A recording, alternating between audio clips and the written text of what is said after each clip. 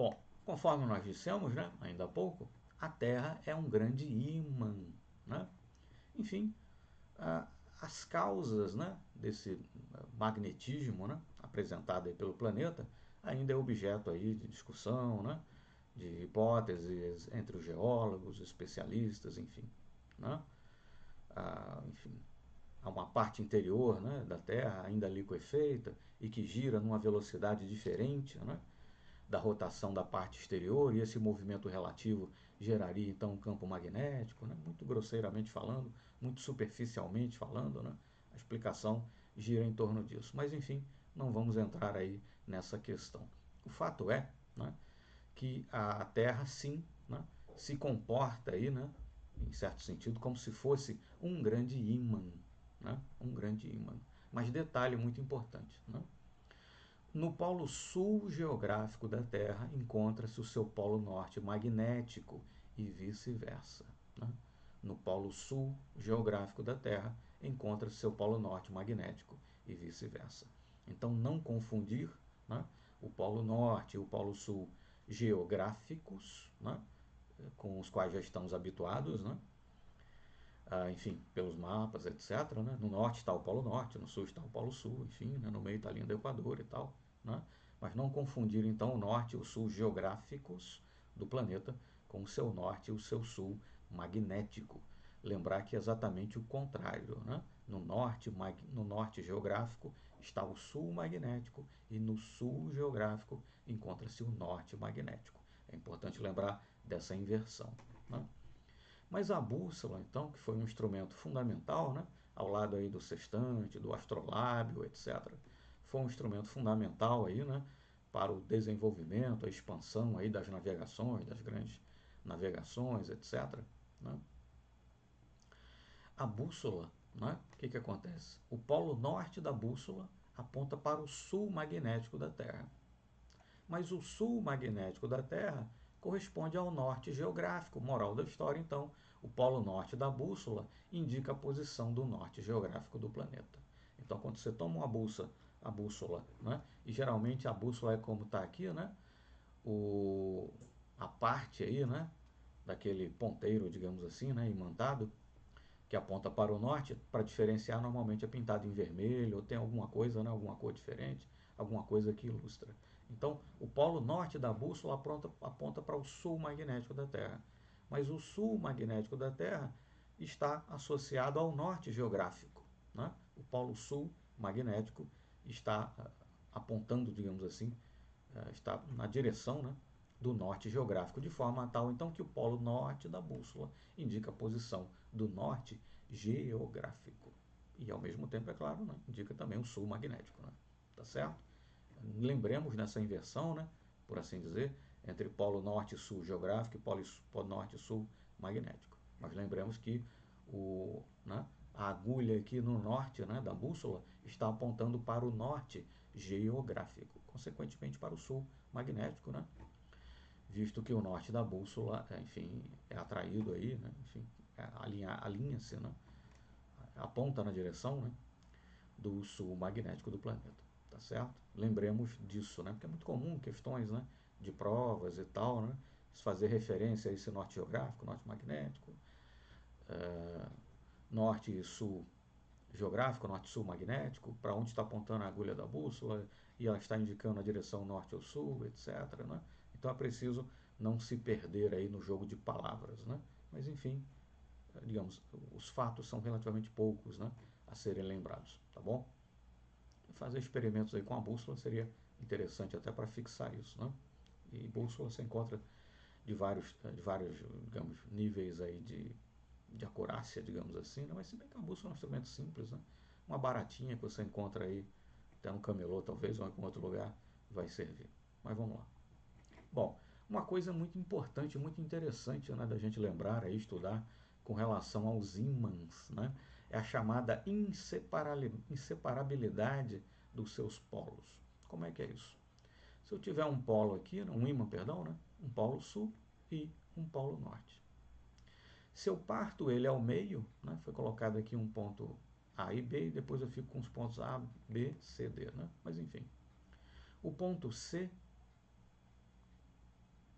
que até então, né, estava aqui no meio do ímã, digamos assim, fazia parte da metade sul, digamos assim, né, do polo sul do ímã, ele vai se converter, por assim dizer, no polo norte. Da mesma forma, esse ponto D, que antes, né, de eu partir o ímã em dois, constituía parte aqui do norte do ímã, né, do polo norte, ele vai passar a constituir um novo polo sul, né, desses novos dois ímãs, né, enfim. Bom, e essa figura ilustra isso, né? Se eu tomar um ímã partir em dois, em cada um dos pedaços eu vou ter um polo norte e sul. Se eu tomar cada um desses ímãs menores e dividi-los ao meio também, em cada um desses novos dois ímãs gerados, né, a partir da fragmentação dos outros, eu vou ter também, em cada um deles, um polo norte e um polo sul. É isso que se chama inseparabilidade dos polos. Né? Né, nos anos 1910, 1920, me foge agora, um físico chamado Paul Dirac, ou Dirac, como algumas pessoas falam, né? Ele já previu teoricamente a existência de monopolos. Né? Até hoje algumas pessoas ainda investigam isso, etc. Mas enfim, né? Aparentemente seria algum tipo de quimera aí, ou enfim, não foi ainda algo que me conste confirmado. O fato é que, ficando com os nossos ímãs aí do dia a dia, né, por assim dizer, existe efetivamente a chamada inseparabilidade dos polos. Se eu fragmentar sucessivamente um ímã, cada um desses novos fragmentos será um ímã independente com o seu polo norte e com o seu polo sul. Perfeito? É isso que se chama de inseparabilidade dos polos. Mas o que acontece? Né? Em 1820, né, um físico dinamarquês chamado Hans Christian Ørsted, né, em dinamarquês aí certamente a pronúncia não é essa, tá certo? Mas enfim, abrasileiradamente, né, a gente fala normalmente em Ørsted. Né? Bom, em 1820, né, ele verificou o seguinte, ele demonstrou o seguinte, um circuito elétrico, né, ele montou um circuito elétrico e perto dele, há uma figura aqui na sequência que vai ilustrar isso, a explicação vai ficar melhor, né? Mas enfim, ele montou um circuito elétrico e perto dele uma agulha magnetizada ou magnética. Né? E ele mostrou que a passagem de corrente elétrica pelo circuito, você ligar, digamos assim, o circuito, trazia consequências magnéticas que eu vou ilustrar na figura que vem na sequência, né?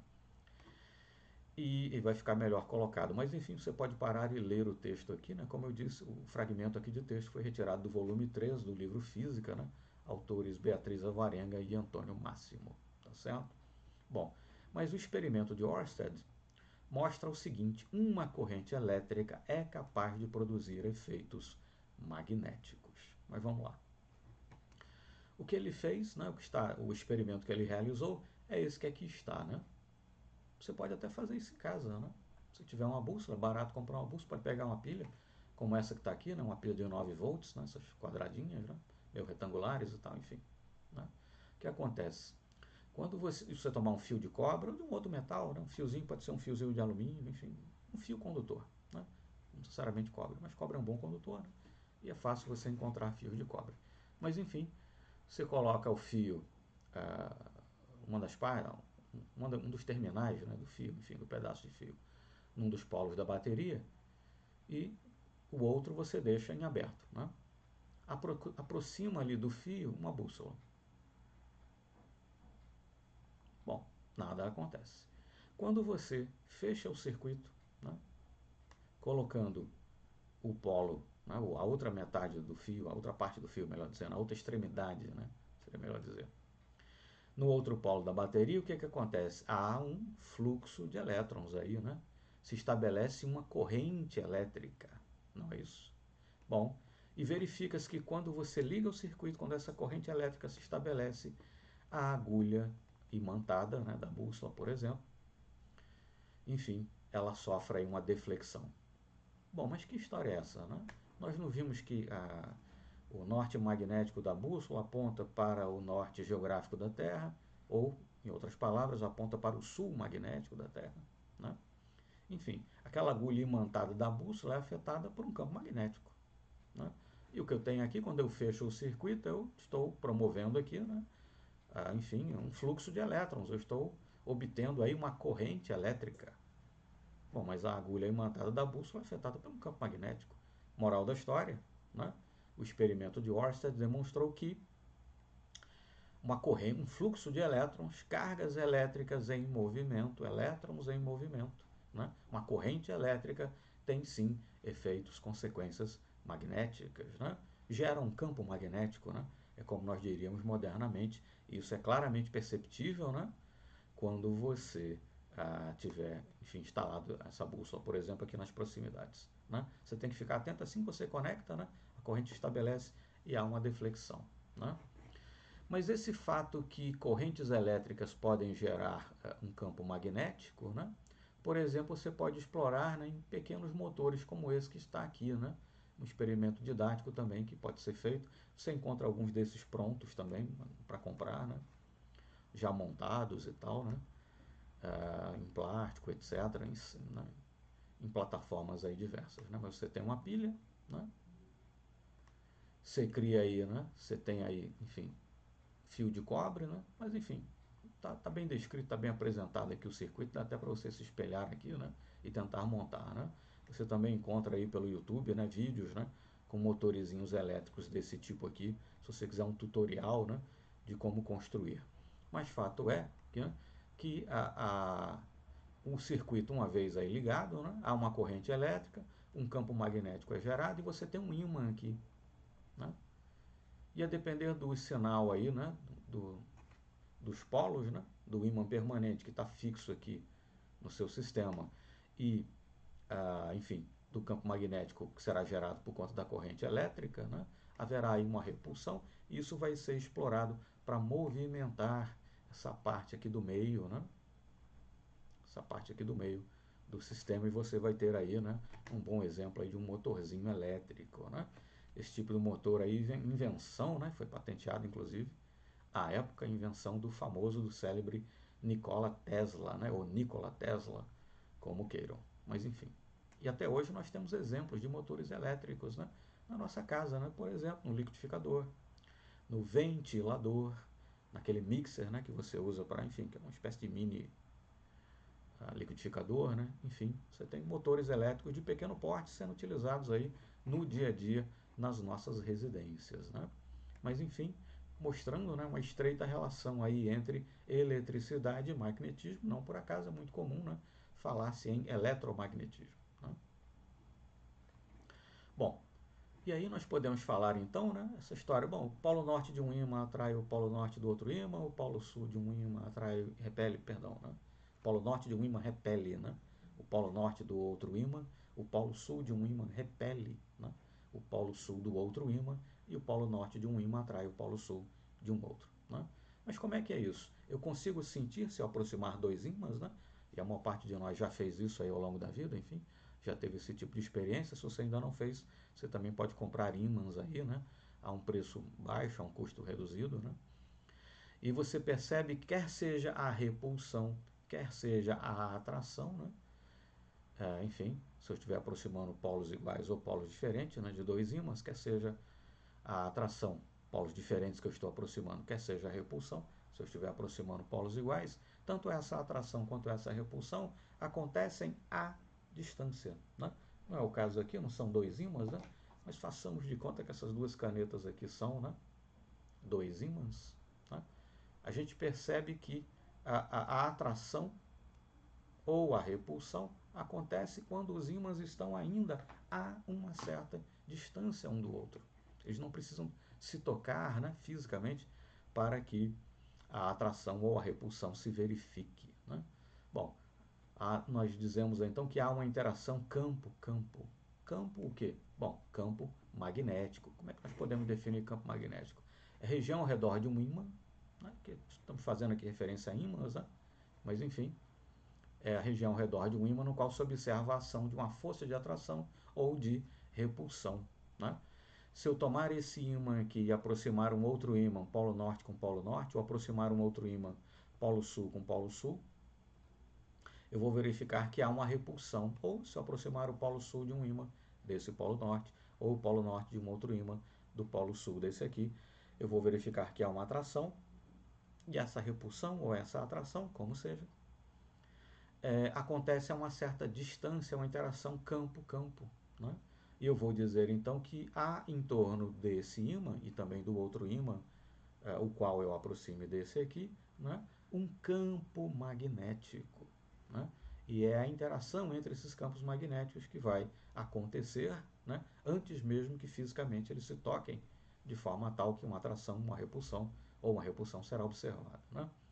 Aqui nós temos um experimento que inclusive pode ser feito, mas enfim, né, um ímã com seus polos norte e sul e algumas bússolas aí em volta. Né? Conforme nós podemos ver, né, a, a parte sul, né, da agulha da bússola aponta para o polo norte do ímã e a parte norte aqui, né, em vermelho, da agulha imantada, né, aquela que apontaria para o norte geográfico da Terra, né, o que significa dizer apontar para o sul magnético, aponta aqui para o sul do ímã, para o polo sul, né, do ímã, tá certo?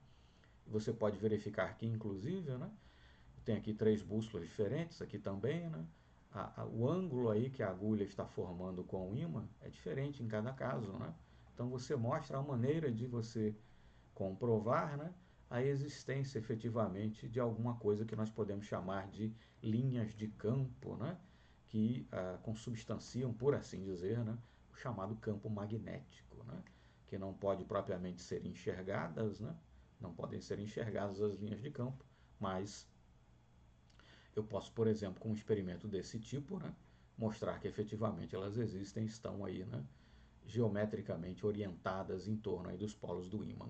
Um experimento muito comum também, né, é você utilizar, espalhar limalha de ferro sobre a superfície, né, de um papelão, por exemplo, de uma folha de papel, colocar um ímã abaixo, né, e, enfim, dependendo da intensidade do campo, você consegue muitas vezes, né, promover, e dependendo aí também, né, se essa limalha for bem fininha, bem levinha, você consegue muitas vezes fazer com que a limalha se espalhe, né, pela superfície, meio que seguindo, né, a trajetória, por assim dizer, das linhas de campo magnético. Também é uma maneira experimental de se mostrar que sim, existe algo, né, em torno aí dos polos norte e sul do ímã que nós podemos chamar de campo magnético. Bom, ok, mas corrente elétrica, eletricidade é onipresente, né, no mundo atual, mas como é que é isso, né? Bom, lembrar que a energia elétrica pode ser gerada, por exemplo, numa usina hidroelétrica, né? A representação esquemática de uma está aqui acima, né? Pode ser numa usina termoelétrica, a representação esquemática de uma está aqui na figura de baixo, né? Mas o que acontece? Na usina hidroelétrica, né, você tem um reservatório de água num ponto mais alto, você abre as comportas, permite que, que essa água, né, escoe, passe através de uma turbina, essa turbina vai acionar um gerador que vai produzir energia elétrica, né, enfim, que vai passar antes para um transformador, para, enfim, né, ser colocada, né, por assim dizer, na tensão aí adequada, e depois então vai para a linha de transmissão, né, distribuição, e vai chegar até as nossas casas. Né? Então você tem aí, né, a energia do fluxo d'água, né, ocasionado, né, a queda d'água pela própria força da gravidade, vai movimentar a turbina, que por sua vez, né, vai movimentar aqui o gerador e a corrente elétrica será gerada então. Né? Então você tem a conversão de energia mecânica da queda d'água na energia mecânica barra cinética, se assim quisermos, né, da movimentação da turbina, né, que por sua vez vai movimentar aqui o gerador e isso vai ser convertido em energia elétrica. Isso na usina hidroelétrica. Na usina termoelétrica, né, você queima algum combustível, carvão, óleo diesel, como seja. Né? A energia liberada, né, essas reações todas de combustão do carvão, do óleo diesel, de algum outro combustível, se for o caso, são reações exotérmicas, liberam grande quantidade de energia. Essa energia, né, é utilizada aí para aquecer uma caldeira na qual existe água e o vapor, né, a água que é convertida mediante todo esse calor fornecido, e o calor é fornecido pela queima do carvão, do óleo diesel, como seja, né? Toda essa energia converte a água em vapor, né? Esse vapor d'água, né, vai movimentar uma turbina, a turbina vai acionar o gerador e aí a mesma coisa, né? Passa por um transformador, segue para as linhas de transmissão e chega até a nossa casa. mas o fato é, de novo, aqui você tem conversão de energia, né? A energia química que está presente aí no carvão, no óleo diesel, ou qual seja o combustível utilizado, né? Mediante a combustão, a reação exotérmica, essa energia é liberada, né?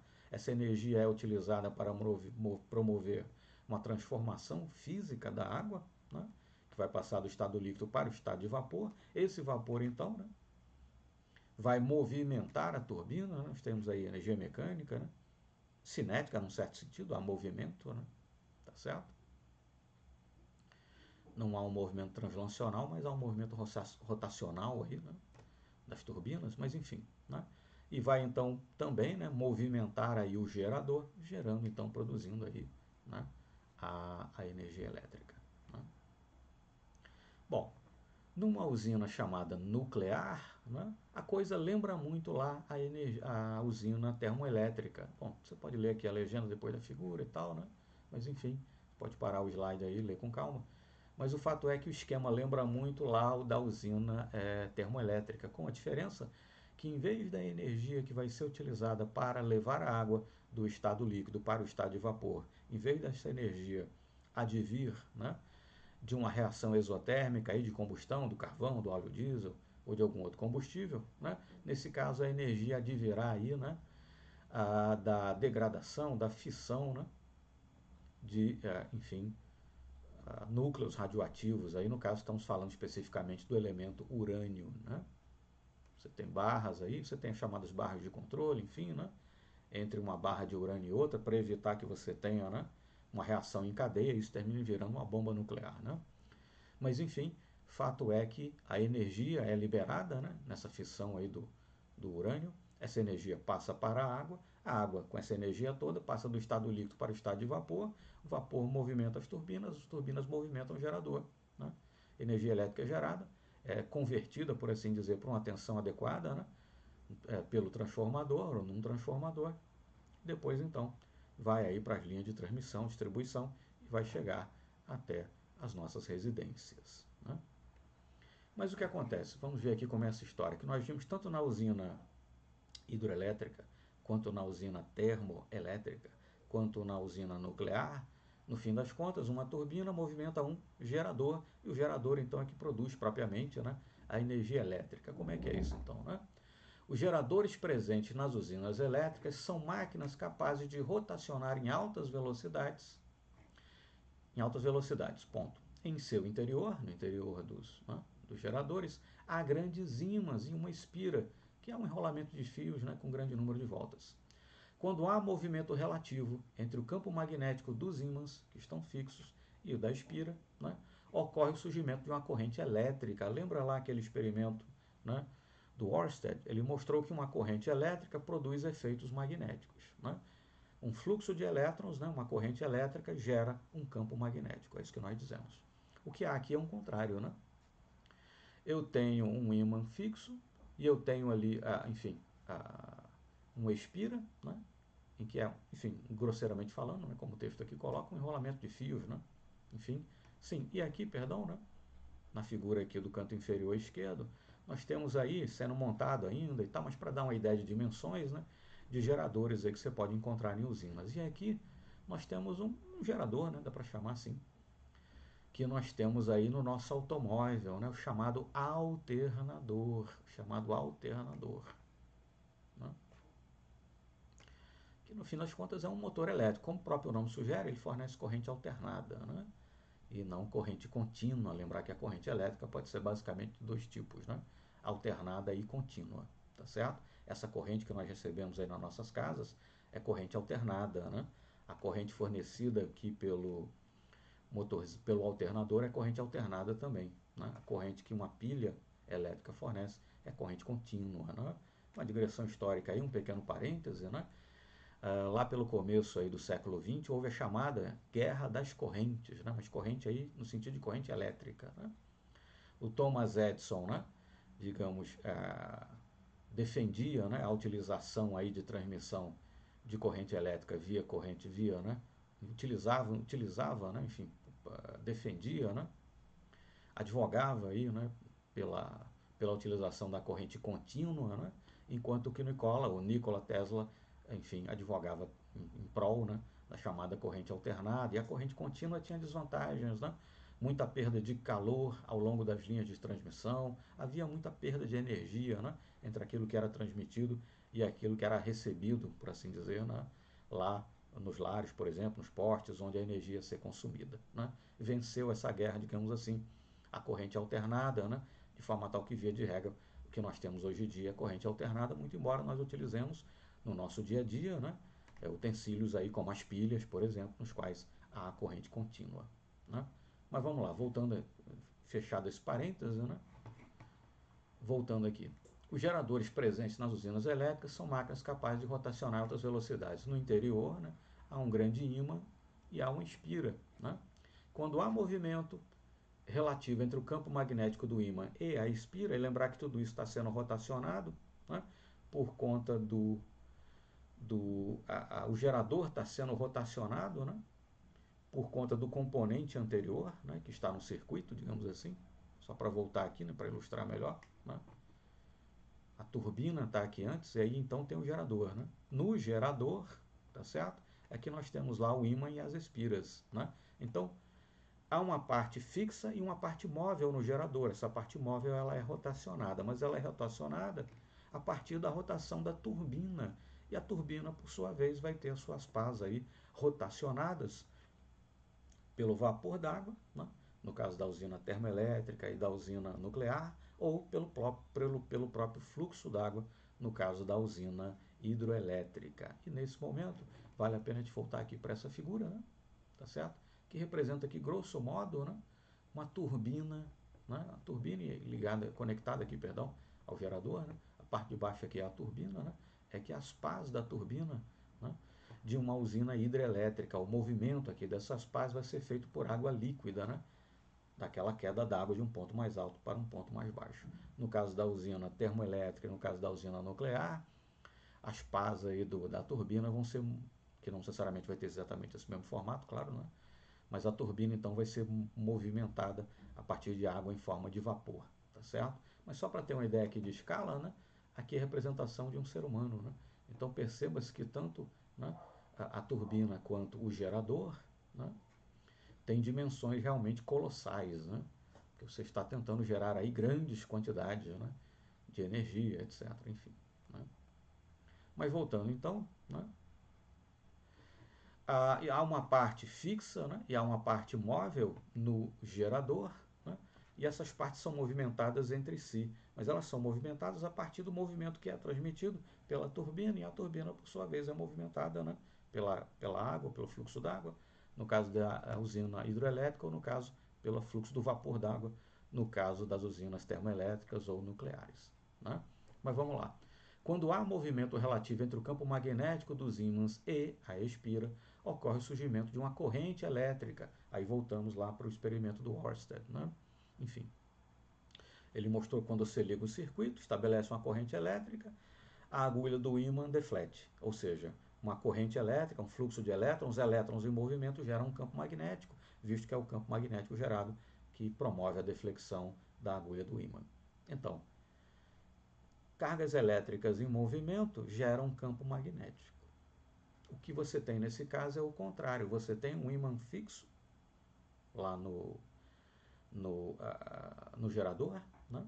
E ele é rotacionado por conta do movimento que vem da turbina, etc. e tal. E você tem aí a parte com as espiras, né? Então, esse campo magnético, ao ser movimentado, né, ao ser alternado por conta do movimento, ele gera uma corrente elétrica. Então aí o que nós temos é um fenômeno inverso ao do experimento do Ørsted, né? Mas enfim, o Ørsted mostrou que cargas elétricas em movimento geram um campo magnético. O que nós temos aqui, por assim dizer, é um campo magnético em movimento, gerando, por sua vez, uma corrente elétrica, né? É isso que nós precisamos fazer, né? Há também alguns dispositivos, às vezes, utilizados em laboratório, movido com uma manivela, né? Você tem um pequeno circuito ali, um pequeno motor elétrico, uma lâmpadazinha conectada, você movimenta a manivela, né? Promove ali, né, mais ou menos algo similar a isso aqui, né? O giro ali de uma partezinha do motor, de uma espira, né? Dentro do eixo ali no qual se encontra um ímã permanente, etc. Isso gera uma corrente elétrica, a corrente elétrica acende a pequena lâmpada do circuito. Então, o que nós temos aqui, o que é explorado, o fenômeno que é explorado aqui, é o inverso lá do experimento do Ørsted com a corrente elétrica e o ímã. Lá ele mostrou que uma corrente elétrica gera um campo magnético. Aqui nós estamos explorando, né, a movimentação, por assim dizer, de um campo magnético para gerar uma corrente elétrica. Né? É um tipo de experimento que pode também ser feito aí em escala de laboratório, né? E é feito no caso quando você, por exemplo, né, usa esses pequenos motores aí movidos a manivela. Né?